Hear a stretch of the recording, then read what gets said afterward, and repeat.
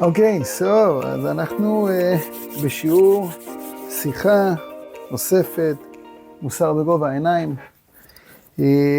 שיעור מאוד מעניין היום.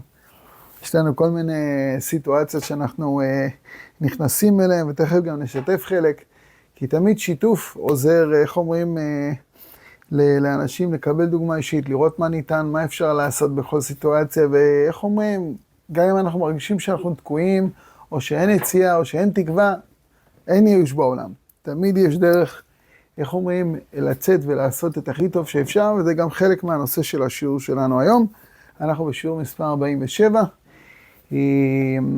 וכמו תמיד אנחנו עושים את השיעור קודם כל להצלחת המארחים הקבועים שלנו, שזה גיא פורטל ומשפחתו, וילדיו, שיהיה להם ברכה והצלחה ושפע בכל דבר ועניין. וכמובן, אנחנו עושים את השיעור לעילוי נשמתם של אברהם בן משה וגרשון בן מרים, ואסתר בת ג'ויה, ורותם רחל בת אריאלה, ונסטור דניאל בן יצחק, וכל החיילים והאזרחים שנהרגו ונרצחו על קידוש השם במאורעות בארץ, וכמובן שיהיה לרפואתם של כל החיים וכל הפצועים, ונזכה לישועה וגאולה מהר במהרה בימינו, אמן. וזהו, בעזרת השם שתמיד, איך אומרים, נעשה את השיעור הזה ונחזק אנשים בשיתוף, בסיפורים, בנושא של השיעור. אז אנחנו מתחילים, ואנחנו מתחילים ב-1967. מי שכמובן יודע, ביוני 1967 הייתה מלחמת ששת הימים. ומן הסתם, זמן לא פשוט. כמה ימים ספורים, שבוע, שבועיים, לפני המלחמה, היה איזה בחור, אברהם, והוא היה בבית חב"ד, בכפר חב"ד שבארץ, ואיך אומרים, ההורים דאגו לו. וכמו שהסיפור הידוע, מי שמכיר את זה,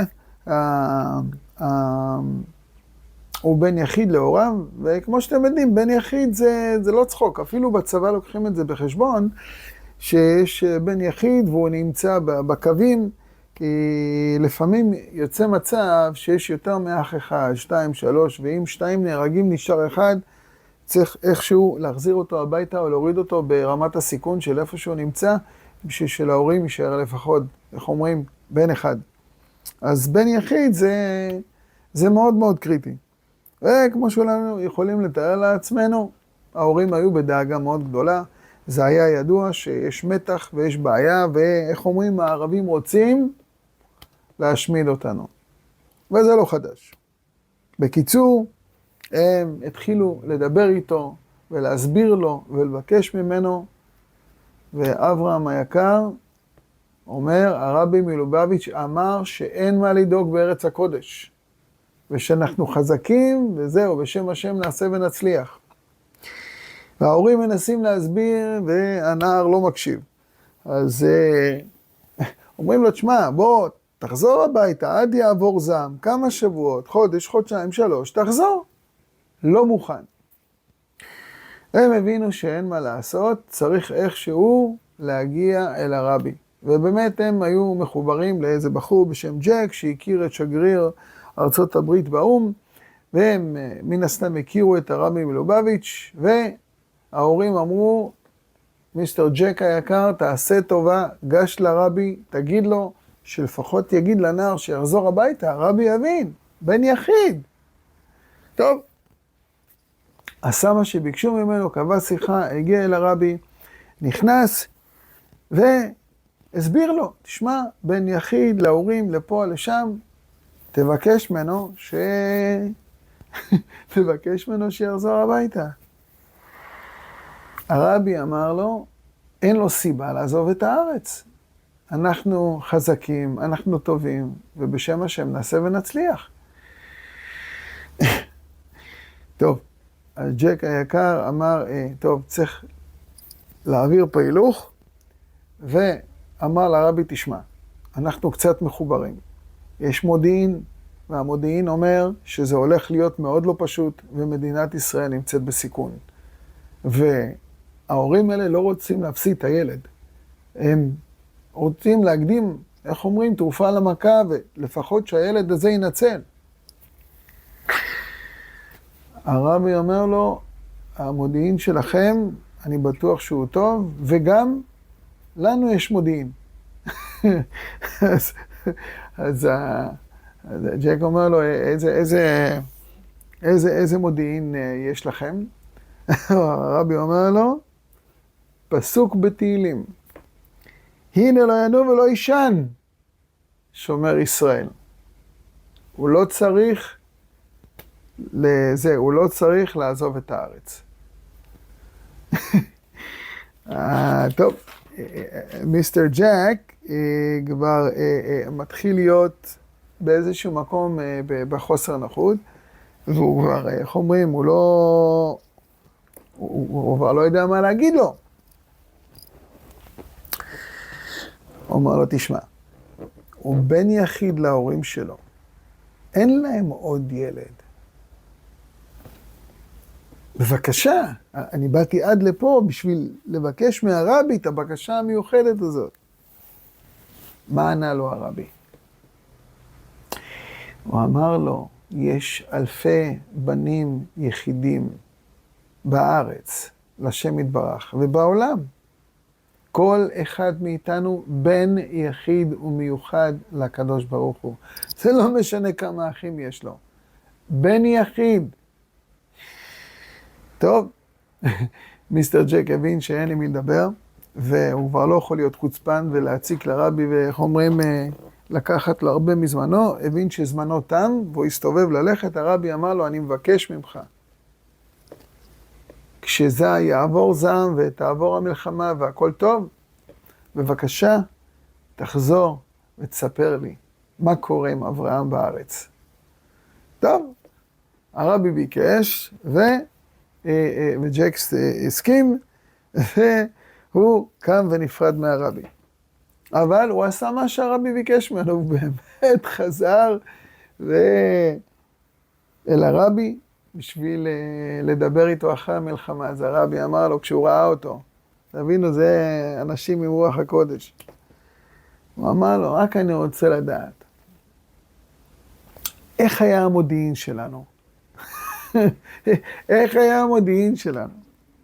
חברים, 7 צבאות ערב. המלחמה הסתיימה ב6 ימים. ניסים או לא ניסים? עם ישראל חי או לא? שומר ישראל לא ינום ולא ישן? צריך לקחת מוסר מהדברים האלה, כי גודל האמונה, גודל הישועה. אתם רוצים ישועה? צריך שתהיה גם אמונה ליד זה. צריך שיהיה במה להחזיק, במה לתפוס. אין לנו על מי להישען, אלא על אבינו שבשמיים. ואנחנו ניגשים לשיעור. ולצורך המסר של השיעור, אנחנו ניכנס לפרשת חיי שרה. במקרה אנחנו בפרשה הזאת, אז אנחנו קוראים מהפרשה, אבל זה מאוד מתאים לזמנים שלנו, כי זה, איך אומרים? זה מדבר בדיוק על הנושאים שאנחנו רוצים לדבר עליהם. אז אנחנו רואים ככה, זה דבר שמדברים עליו, כל מי שמדבר על פרשת חיי שרה, ישר מדברים על המשפט הראשון, ואומרים, היו חיי שרה, 127 שנה, מה 2 חיי שרה? ואז רגע, אני לא מבין. אז הפרשה היא חיי שרה, ואיך שמתחילה הפרשה, היא מתה. יש פה בעיה, זה חיי שרה או זה מות שרה? דבר נוסף כתוב, 2 חיי שרה. היא חיה פעמיים, מה מסתתר מאחורי זה? היה לה חיים ראשונים, חיים שניים, זה מחולק ל2, ל3, ל4. אומרים חכמנו, הכוונה אלה 2 חיים מלשון שלמות ושלמות. שאותם חיים היו טובים ושלמים. שלם מלשון, שלם הוא תמים. תמים זה שלם. שלם זה שלא חסר בו כלום. מן הסתם אנחנו יודעים כאילו שגם פה יש פה איזושהי בעיה. כי גם והיה וזה הפירוש, כן? איפה החיים שבכלל קרובים לשלמות או להיות שלמים? אנחנו מדברים פה יחד. 90 שנה היא חיה, מחכה לילד. מתפללת, מתפללת, מתפללת. בכלל לא היה לה רחם. אומרים, שרה אין לה ולד. אין אפילו איפה להחזיק את הילד. אז תחשבו, 90 שנה, אישה צדקת, אוהבת עם ישראל, מחזירה אנשים, מגיירת אנשים, ואין ילד. 90 שנה. איך ה-90 שנה האלה בדיוק שלמים, או טובים, או... היא נאלצה לתת את השפחה שלה לבעלה. תקשיבו, בנות, אני לא רואה אף אחד נותנת את הבעל שלה לאיזושהי שפחה. אז בואו שבימים ההם הייתה גדלות נפש הרבה יותר גדולה, אבל בכל זאת. ומה קרה לשפחה הזאת? וואלה, תפסה עליה. פתאום היא הרגישה שהיא אבו עלי, והיא מחזיקה את הבית, ופתאום היא נשואה לאברהם, לא סופרת את שרה. הייתי אומר, גם זה לא כזה מושלם. מה עוד קרה לשרה? מה עוד קרה? היא נלקחה לארמון של פרעה, כי אמר לאברהם, תגידי את אחותי ולא אשתי. וככה אני אנצל. ומה קרה עם אבימלך? גם אצלה, גם שם היא נלקחה. לא פיקניק החיים האלה. זה בכורח לקחו אותה. באילוץ, באונס.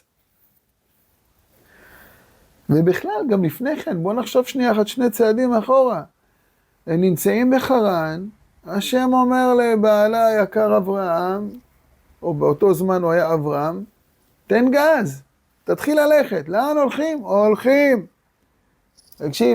תקשיבו, בנות יקרות, אם הבעל שלכם היה אומר, תקשיבו, אנחנו נוסעים מאיפה שאנחנו נמצאים, והאישה שואלת לאן, הבעל אומר לה, עוד לא יודע. מה לא יודע? תתכנן לאן נוסעים, אם בכלל אני מסכימה שאנחנו הולכים, תגיד לאן הולכים. איפה יהיה עבודה, איפה פרנסה, איפה אוכל, איפה בית ספר לילדים, כאילו, עזוב, לא היה להם ילדים, כן? אבל אישה רוצה ולדעת מה הולך, לאן אתה לוקח אותי? שרה הולכת אחרי בעלה. לא פיקניק, תסתכלו כמה דברים. אז אי אפשר להגיד שהחיים שלה היו שלמים או מושלמים. אז הרבי מלובביץ' מסביר ששלמות ושלמות, בעצם היה קורא לזה, השנים היו שוות לטובה. אוקיי? שגם פה אנחנו מן הסתם לא מוצאים. איפה שוות לטובה? אבל ככה הוא מגדיר את זה. אז בואו שנייה אחת נסביר מה זה שווים לטובה.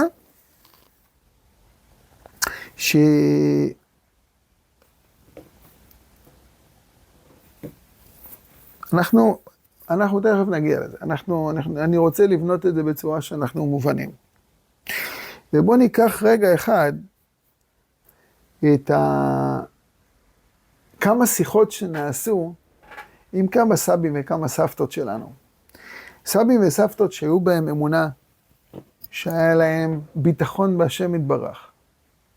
ושאלו אותם, היות והשמחה לא משה מהם, תמיד היו שמחים, תמיד מקבלים באהבה, תמיד מכניסה אורחים, תמיד נותנים, תמיד מעניקים, תמיד מחייכים, וזה לא משנה איזה סבל הם עברו, הם קיבלו הכל לטובה. אז שאלו אותם, יש פה דבר מאוד יפה, שאלו אותם שאלה. באחד השאלות, בעצם השאלה הכי משמעותית זה, מה היה הזמן הכי שמח בחיים שלכם? לפעמים אתה מדבר עם בן אדם, ואתה יודע שהוא עבר הרבה מאוד, וקשיים ועניינים, וחולאים, וכל מיני דברים. שאתה רוצה לדעת, במיוחד סבא וסבתא, אנחנו רוצים לדעת מתי היה הזמן הכי שמח שלהם, או מתי היה התרגשות, או מה נתן להם כוח. באמת, בן אדם שאתה רואה אותו שהוא שמח, אתה חייב להבין מאיפה השמחה הזאת הגיעה. דרך אגב, אני בירכתי קודם.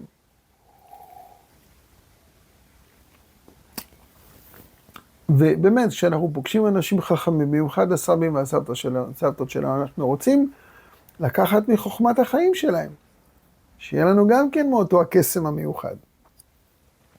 והתשובה של אותם סבים וסבתות חכמים ומדהימים, הייתה עכשיו, עכשיו ועכשיו. מה זה אומר? אנחנו רוצים להבין. אז הם הסבירו שכל רגע בחיים, באותו הרגע שהוא קורה, אז היה הרגע הכי טוב בחיים. אז מה, כל החיים היו חבל על הזמן? אז בואו נשמע את הסוד.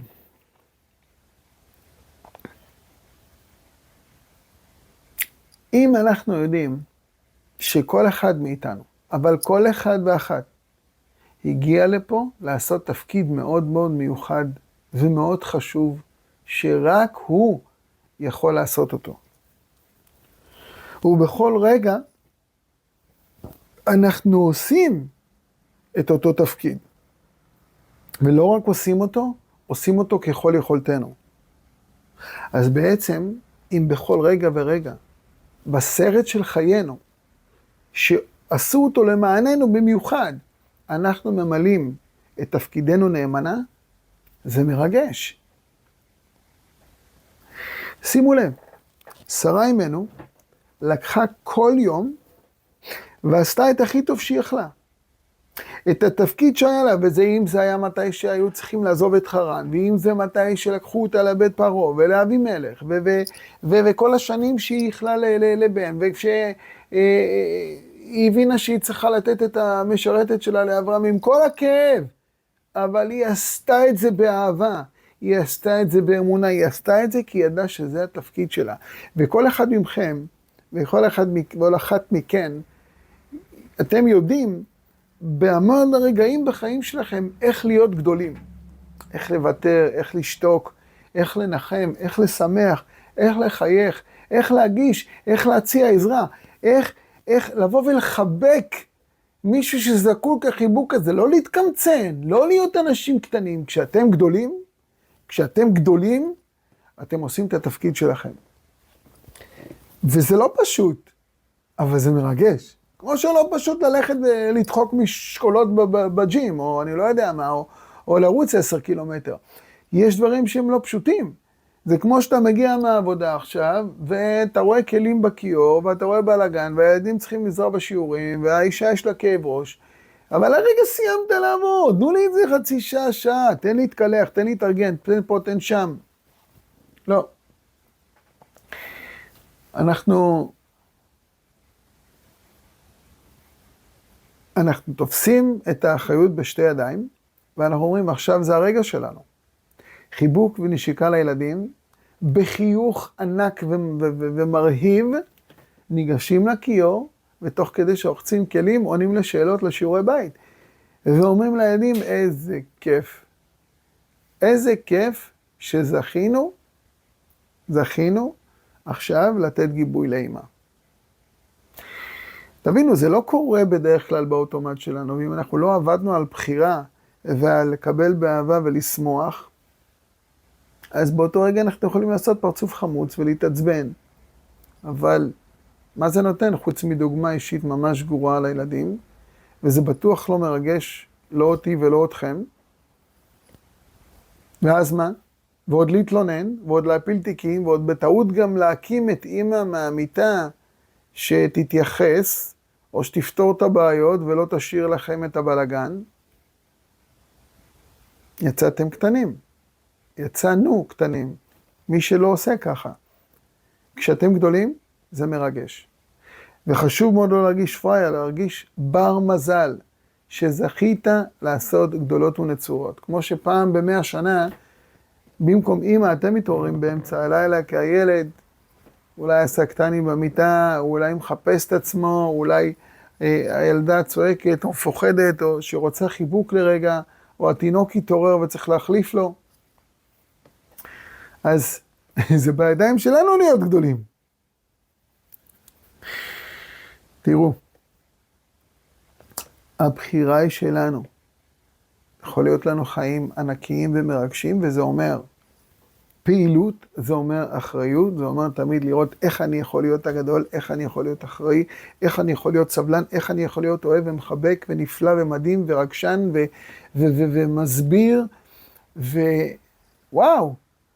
והאמת שגם אם נכשלנו ולא הצלחנו, לתקן ולהמשיך ולעשות טוב. יש את מחר, יש את מחרתיים. זה בידיים שלכם. תגידו. אני רוצה אבל כאילו לנסות לשים את זה פה בפרופורציה. שרה קיבלה כל רגע בחיים כהזדמנות להוקיר לבורא עולם תודה על מה שהיא קיבלה. וזה נוצר מתוך ידיעה שהבורא תמיד נותן לנו את הכי טוב. אז לא היה לה ספקות בבורא, נכון? ולא היה מן הסתם יום שאין מה לבצע ואין מה לתקן ואין מה לעשות ואין מה לקחת אחריות. עכשיו בואו ננסה לשים את זה בקונטקסט שהוא קצת הגיוני. מה קורה לילד שהולך לאיזשהו פארק שעשועים עם, לא יודע מה, מגלשות מים או מכוניות או קארטינגים או דברים או רכבות הרים? מה קורה שם? הוא לא עוצר לרגע. עוד מתקן ועוד מתקן. אני זוכר, בתור ילדים היינו הולכים ללונה גל, אם המקום הזה עדיין קיים, תקשיבו, מרגע שהיינו נכנסים בשערים, עד הרגע שהיו שורקים שם במשרוקית, או אוספים את הילדים ללכת הביתה, לא נחנו לרגע, מתי, עוד סיבוב, עוד גליצ'ה, עוד סיבוב, עוד אבובים, עוד מים, שלא ייגמר. בסוף זה ייגמר, ואז אנחנו לא הספקנו. מי שחי ככה את החיים שלו, ומנסה לתפוס עוד מצווה, ועוד אחריות, ועוד מעשה טוב, ועוד ללכת לחדר כושר, ואולי גם לרוץ, ואולי גם לאכול בריא, ואולי גם סבלנות לילדים, ולחבק ולספר להם סיפור, ולשאול איך היה בבית ספר, ולהיות אבא או אמא מדהימים, או אח, או בן, או אחות, או חבר, או בעל הבית, או עובד, או מעביד, או לא יודע מה. זה בידיים שלכם להיות גדולים. זה בידיים שלכם להיות בלונה גל ולתפוס עוד מגלצ'ה. המגלצ'ה הזאת זה האחריות והמעשים הטובים שאנחנו יכולים לעשות. כל רגע זה בידיים שלכם. אתם תחליטו. רוצים חיים מרגשים ונפלאים? זו הדרך. וככה הייתה שרה. ככה היו הרבה מהסבתות שלנו, בעלות אמונה בבורא עולם. ופה מגיע המשפט שהוא שיוויתי השם לנגדי תמיד. השתוות לטובה. זה מה שאמרנו. שווים לטובה. זה השלמות וזה השלם. וככה אנחנו מגיעים למקומות שוואו, בא לי לקום בבוקר, אני יודע שהולך להיות מחר יום נפלא. כמה מכם הולכים לישון ככה וקמים בבוקר? כמה מאיתנו קמים בבוקר ורואים את הבוקר הזה כהזדמנות נפלאה להתרגש ולראות איך אנחנו בונים את העתיד שלנו ושל הילדים שלנו ושל ההורים שלנו והאחים שלנו. אז תמיד בעצם בצורה הזאת אנחנו תמיד בשאלה מה מצפים ממני עכשיו, במה אני יכול להיות גדול. ותדעו לכם שברגע שאתם עושים את זה הרבה זמן, זה הופך לדיפולט סיסטם, זה הופך להיות מי שאתם. אתם כבר מפסיקים להתלונן, אתם כל דבר מקבלים מה המשימה הבאה? איפה המגלצ'ה הבאה?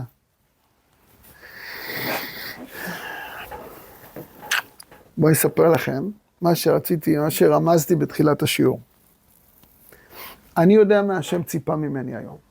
היום, היות ובשלישי לא הצפקנו לעשות שיעור, היה כל מיני עניינים בבית, וביום רביעי זה המשיך כי לא דברים בדיוק הסתדרו, והיום יום חמישי.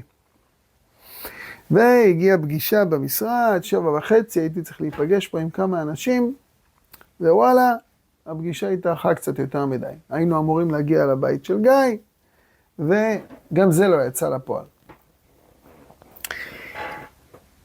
אז סיימנו כל מיני מטלות, חזרנו הביתה, לקחנו חולצה, נתנו נשיקה וחיבוק לילדים, ועד שהגענו לפה וארגנו את השיעור, השעה הייתה 11 בלילה. אפילו נראה לי התחלנו באיזה 11:30. אז כבר מראש אנחנו יודעים, עד שנעשה את השיעור, ועד שנגיע הביתה, ועד שנתקלח, ואולי נאכל משהו, ונקום ונהיה עייפים בבוקר. היה פה אתגר, והאמת כשהודיעו לי שאני לא יכול לעשות את השיעור בבית של גיא, אז הזדרזתי פחות, וניצלתי את ההזדמנות קצת להיות עם הילדים. וזה היה מספיק תירוץ טוב, כי בעבר זה היה מספיק תירוץ טוב. לפני שבועיים ולפני 5 שבועות שלא עשינו שיעור כי לא יצא, בעצם עשינו לעצמנו איזה סוג של הנחה, אבל לא קיימנו את ההבטחה לבורא עולם. שיעור בשבוע. והיום חברים, צריך לתפוס כל גרם של תורה, וכל גרם של גמילות חסדים, כי רק זה מציל אותנו מחבל למשיח. אז היום אני יודע מה השם ציפה ממני. לא משנה מה. תגיע למשרד, לבית של גיא, לאן שזה לא יהיה, ותעשה שיעור. גם אם זה לא שיעור ארוך, גם אם זה יהיה, לא השלמת, לא הספקת, תעשה שיעור. זאת ההתחייבות שלך, תעמוד בה. ואז אתה יכול ללכת לישון ולהגיד, אוקיי, עמדתי בהתחייבות. וכל אחד מכם יודע מה ההתחייבויות שלו, ומי שלא סגור על מה עוד הוא יכול לעשות, תשאל את עצמך, מה בורא עולם מצפה ממך? ואם אין לך תשובה, תשאל את אשתך, היא קשר ישר עם הבורא. אנחנו נספר איזה סיפור קטן לציום. משהו שמראה על זה איך אומרים, אין ייאוש באף סיטואציה. היה לנו פעם אדם גדול שהיה קודש קודשים. היה צריך להיות משיח בדורו. מי הוא היה? צדקיהו המלך. ובדור של צדקיהו צריך להבין. לא היה ילד בגיל חינוך, אני מדבר איתכם על גיל 6, שלא ידע את כל ההלכות, ראשונים, אחרונים, קדימה והפוך, בעל פה, מה שאתם רוצים, לא יאומן כי יסופר. דור של צדיקים. מדהים! היה שם איזו ציפייה שהשם ישמע ממנו יותר שירות ויותר תודות וכל מיני דברים, אולי בגלל זה גם, חכמינו מדברים על זה, אחד הסיבות אולי שהוא לא היה משיח, אבל קרה שם משהו מאוד מעניין. כי בשלב מסוים המלך צדקיהו חלה, והיה איך אומרים על ערש דווי, הוא כבר לא היה במצב טוב, הוא מבין שהוא לקראת הסוף. מגיע אליו הנביא ישעיהו בן אמוץ, ואומר לו, כי קיבל נבואה. מה הנבואה? אמר לו, צב לביתך, מת אתה ולא תחיה. משהו פה לא מסתדר. אם אתה מת, אתה לא תחיה, ואם אתה לא תחיה, אתה מת. אז מה, פעמיים הוא ימות? סוג של. הוא אמר לו, מת אתה ולא תחיה. מת כי אתה תמות עכשיו, ולא תחיה, לא תחיה בעולם הבא. מה זה לא תחיה? אין גן עדן. יש גיהנום. מה? לצדקיהו? חברים, זה לא נשמע קצת יעני אבסורד. וואלה, כי אם הוא הולך לגיהנום, אנחנו כולנו שם בטוח גיהנום. לא לשכוח שהשם מדקדק עם הצדיקים כחוט השערה. כל אחד לפי מעלתו. אז למה גיהנום? הוא שאל. הוא אמר לו, כי לא נשאת אישה ולא הבאת ילדים. יש לך מצווה של פרייה ורבייה ולא קיימת. אמר לו המלך צדקיהו, יש לזה סיבה. אני ראיתי ברוח הקודש, הולך להיות לי ילדים שמורדים בשם יתברך. אני לא מביא מורדים בשם יתברך לעולם הזה. חברים, לא סיבה טובה. סיבה נשמעת חבל על הזמן. אבל אומר לו הנביא, ההחלטה היא לא בידיים שלך. אם השם רוצה לעשות ניסיונות או תיקונים או דברים דרכך או דרך כל אחד בעולם, הוא יודע מה הוא עושה. מה, אתה חולק על השם? הוא ביקש ממך פרייה ורבייה. להתחתן, לשאת אישה, להיות עם אישה. צדקיהו המלך אמר, אוקיי, קיבלתי, אני רוצה לתקן. אומר לו, כבוד המלך, בוא נהיה שנייה אחת, אולי לא שמעת מה אמרתי, הנבואה כבר התקבלה, הנבואה הזאת היא גזרה. אתה מת ולא תחיה, אין לשנות. אמר לו צדקיהו, אוקיי, אבל בוא נעשה פה איזשהו עניין, לך יש בת צדקת.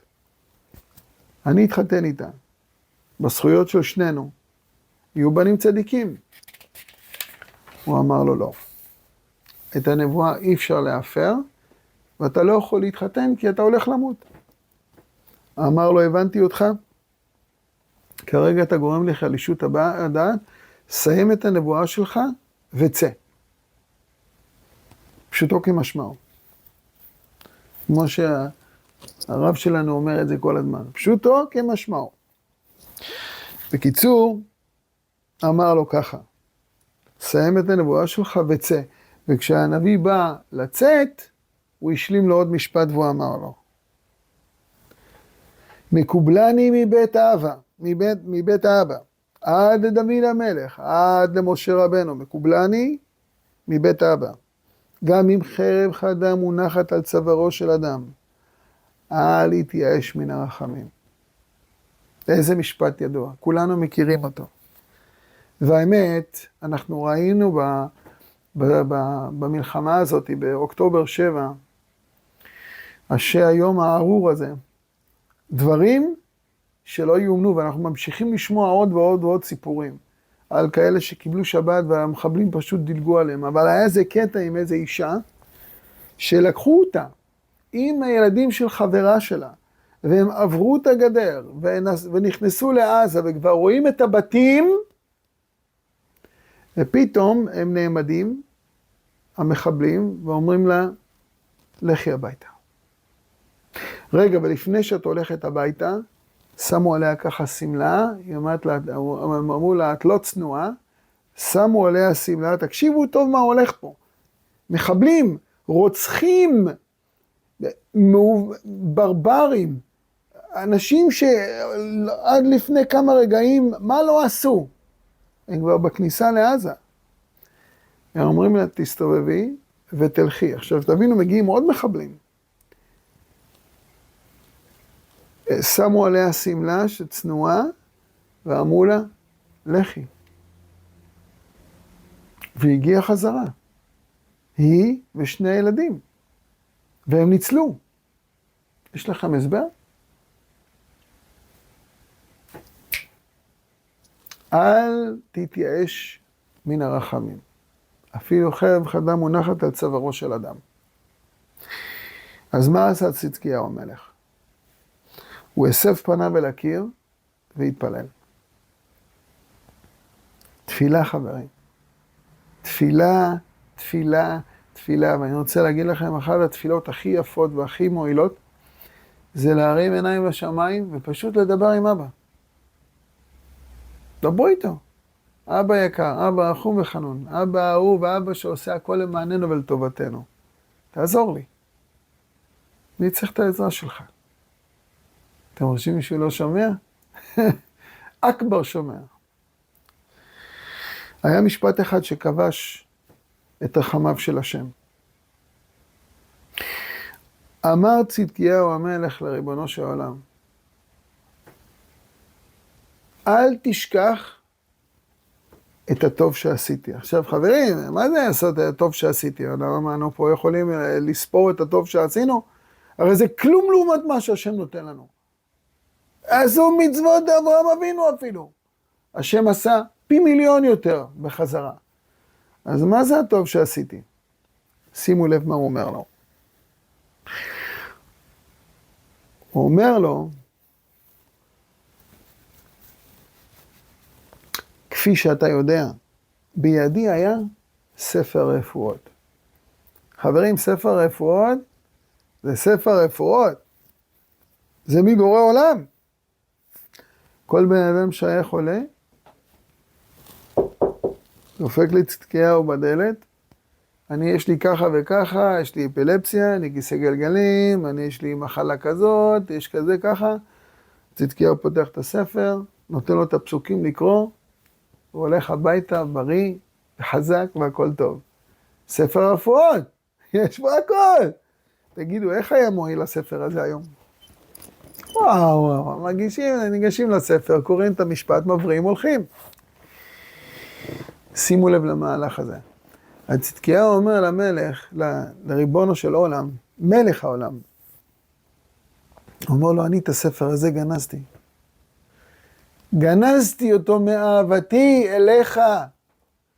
גנזתי אותו כי ידעתי שכשבן אדם חולה, הוא בא ודופק אצלי בדלת.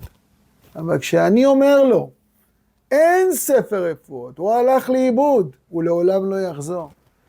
לאן הולך אותו יהודי? אותו יהודי מרים עיניו לשמיים ומדבר עם אבא.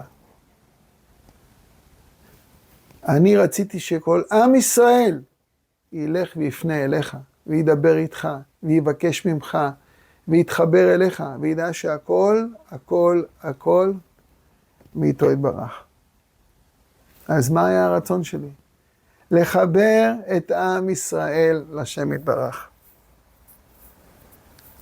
חברים יקרים, מי שמקרב את בניו של הקדוש ברוך הוא אליו, אין יקר ממנו. ככה זה כשבן אדם מביא חברים לשיעור, ככה זה כשהוא נותן להם מזכה אותם במצוות תפילין, ככה זה שהוא מספר בשבחיו של השם יתברך, ככה זה שהוא מחזק אותם, נותן להם לקרוא תהילים, עושה איתם דברים, מזמין אותם, לוקח אותם, שולח להם סרטונים. חבר'ה, מזכה הרבים, אין גדול ממנו. אין. כי זה, אתה לוקח, זה כאילו שמישהו, הבנים שלו, חלק מהבנים שלו הלכו לו לאיבוד, ואתה מחזיר אותם הביתה. משפט בתורה אומר, ואוהביו כצאת השמש בגבורתו. אין מעליהם. חברים יקרים, אני רוצה להגיד לכם שזה כל כך חשוב שתהיה מטרה בחיים, שיהיה מחשבה נכונה בחיים, שיהיה שוב הדעת, שתהיה שמחה בלב, שמחה בחלקנו, שמחה בנשים שלנו והילדים שלנו וההורים שלנו, שמחה בנו, שנהיה שמחים במה שהשם נתן לנו. ככה אתם תהיו מרוגשים, בריאים, שמחים, ובשם השם נעשה ונצליח וננצח. גם את המלחמה הזאת וגם את המלחמות שיש לנו בבית על הפרנסה ועל שלום בית ועל כל מה שיש. ונשאר מאוחדים וחזקים. ואל תשכחו, מי שרוצה שיהיה לו טוב, שיעשה טוב. חפש איזה מישהו לעשות איתו מצווה, לפחות פעם, אולי פעמיים ביום. זה ימלא אתכם באנרגיה חיובית וטובה ומדהימה, זה יחזק אתכם, וייתן לכם כוח להמשיך הלאה. בעזרת השם, אני מקווה, תזכרו, אנחנו לא רבנים, לא תלמידי חכמים, לא שום דבר, אנחנו משתדלים לקרוא דברים שאנחנו כותבים, שמענו מאנשים בטח יותר חכמים מאיתנו, ואנחנו משתדלים להעביר לכם את הדברים האלה. אני מקווה שהצלחתם לקחת משהו מהשיעור, ושהיה טוב, ואני אוהב את כולכם, ומקווה לשמוע רק בשורות טובות בעם ישראל. ברוך אדוני לעולם, אמן ואמן.